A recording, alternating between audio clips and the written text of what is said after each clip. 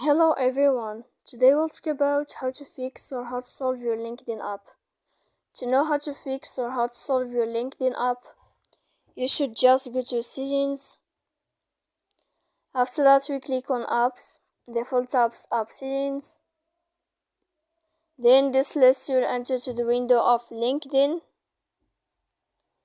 Here in this page of app info we click on first stop and we click OK. Then you will enter to the window of storage. Here we click clear cache. Don't click clear data because that can cause you errors on your app. And in the end you can turn off your Wi-Fi and you can wait a moment to turn on your Wi-Fi again. So please don't forget to support us by like and subscribe. See you next time in another video and thank you for your attention.